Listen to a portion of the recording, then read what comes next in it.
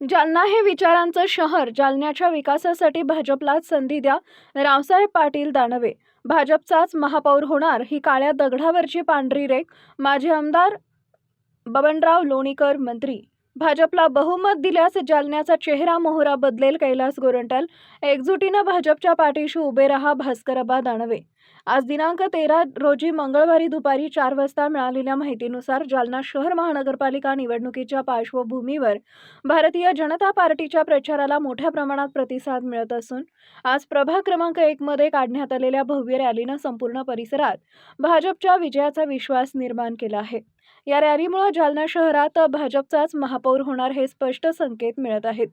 ही भव्य रॅली चित्रकूट निवासस्थान येथून सुरू होऊन वरकड हॉस्पिटल, काटकर अप्पा यांचं घर, मुळेसर, शुक्लासर, काणेरे, एखंड पाटील यांचे घर, फाईन लिव्हिंग, लामगे, देवीदास रेसिडेन्सी, वाघचौरे किराणा, राधाकृष्ण मंदिर, दीपवालसर, सुरासर, म्हाडा ऑफिस, सेटी यांचे घर, अजित मांधणे यांचं घर, पार्श्वभूमी कार्यालय, भाजपा कार्यालय व स्वर्गीय गोपीनाथराव मुंडे चौक इथं जाहीर सभेसाठी समाप्त झाली. रॅली दरम्यान नागरिक, महिला, युवक व ज्येष्ठ नागरिक मोठ्या संख्येनं सहभागी झाले होते.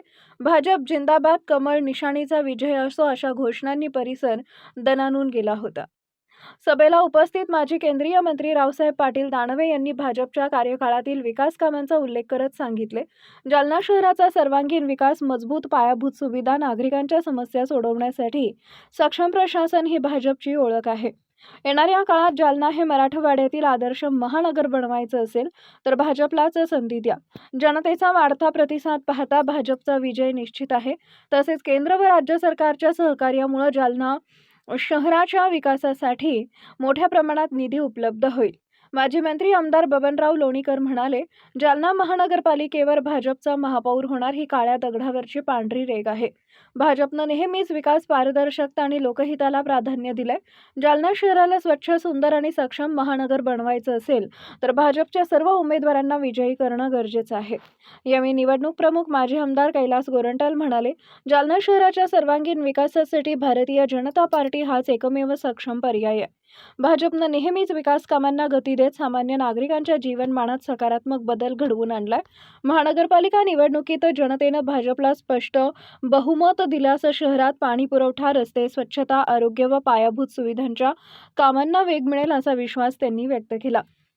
भाजपच्या नेतृत्वाखाली जालना शहर नक्कीच मराठवाड्यातील आदर्श महानगर बनेल असं सांगत त्यांनी नागरिकांना कमळ या चिन्हासमोरील बटन दाबून भाजपच्या सर्व उमेदवारांना विजयी करण्याचं आवाहन केले. यावेळी भाजपा जिल्हाध्यक्ष भास्करबा दानवे यांनी कार्यकर्त्यांना मार्गदर्शन करताना सांगितले, एकजुटीनं भाजपच्या पाठीशी उभे राहा. प्रत्येक घराघरात भाजपचे विचार पोहोचवा. तुमचं एक एक मत जालना शहराच्या विकासासाठी आणि मजबूत नेतृत्वासाठी निर्णायक ठरणार आहे. परवा ओवीसी आले साहेब आणि त्यांनी टार्गेट मलाच केला. ये जो कैलाश है, त्याला गोरंट्याल बोलता येत नहीं, तो कैलाश जो है वो कांग्रेस में था, तो खाकी छट्टी पहन के लट घुमाता था. तो भाजप में आ गया, ज्याला हिंदू म्हणून आपण मतदान केलं आणि तो मला म्हणतो कैलाश गोरंट्याल आरएसएस साहेब म्हणून. नगरमध्ये त्याला एकूण 6,000 ची लीड आहे. 6,000 ची हिंदू म्हणून तुम्ही त्याला मतदान केलं या दाढीवाल्या बाबाला. आता तो मला सांगतो की मी आरएसएस. ते इलेक्शनचा अगोदर बोललं तर 6,000 माझे प्लस झाले असते सर. पण अशी भाषा जो करतात ते बरोबर नाही. की बाबा पूजापाठ करणारे लोक आहेत, धार्मिक लोक आहेत, जोपर्यंत दर्शन करत नाही, गोमाताचे पाय पडत नाही तोपर्यंत अन्न ग्रहण करत नाही. हे संस्कार आमच्यामध्ये. आणि तुमच्या घरात काय चालतो त्याचे व्हिडिओ क्लिप दाखवू का सर्वांना? पूर्ण जगाला माहित आहे. एकीकडे हिंदू बोलायचं आणि दुसरीकडे काय करायचं हे सर्वांना माहित आहे. मी टीका करणार नाही, कारण दानवे साहेब घेतलं की मित्र पक्षावर टीका करायची नाही. पण परवा अशी टीका केली साहेब त्याने, त्या वहीद नावाचा एक माजी नगरसेवक, त्याने बोगस शाळा काढली. नगर परिषदेची जगावर अतिक्रमण करून शाळा बनली. त्याबद्दल माझी तक्रार आहे. SIT जे चौकशी केली बोगस शाळार्थी त्यात माझी पण तक्रार आहे. ते माझी तक्रार त्या लोकांना सांगत होते, देखो भाई लोगो, ये कैलाश है ना, त्याला बोलता पण येत नाही. ये देखो तुम्हारे वहीद भाई का खिलाफ में उससे कुछ बोला है, लेकिन मैंने उसको बचाया. आता सांगा, अतिक्रमण जे करतात त्याला वाचवतात का तुम्ही? बोगस शाळा काढतात त्याला